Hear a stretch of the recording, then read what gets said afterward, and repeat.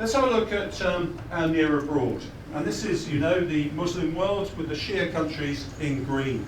And I only want to show you one thing, because it's quite important.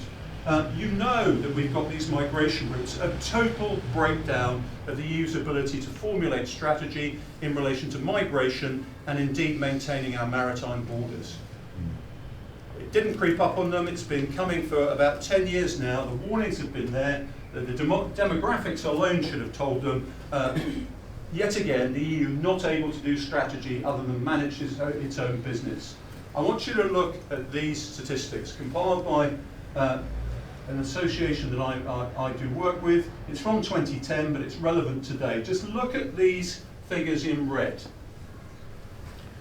Now, if I tell you that the population aged under 15 in Europe, okay, is 15%, if I tell you that the median age in years, that's as many people younger as older, okay, in Europe is 41, I think a blind man could see what the problem is. You have a huge demographic problem all the way across, from Mauritania right through to the Gulf.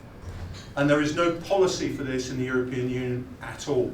And the problem is that if this demographic destabilizes our southern states in the European Union, a lot of people in those southern states will seek to go somewhere else, as they did in the 8th century when the Muslims and the Moors invaded southern Europe.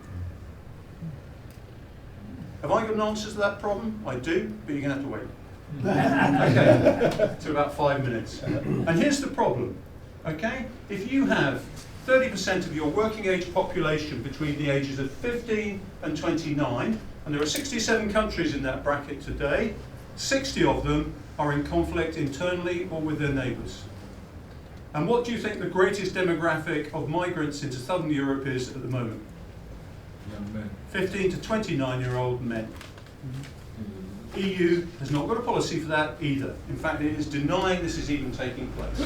What are we going to see? The 7 Cs we're going to see in the future. Climate change, complexity and competition. In the past, that's meant confrontation and conflict. It will again. We're going to need to cooperate. Yes, we are.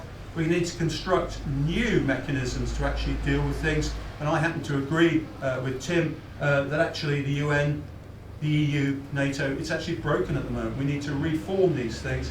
And finally, we're going to need to dispense a lot of charity, because you've got a greater chance of being killed by an AK-47 right now than you have from climate change.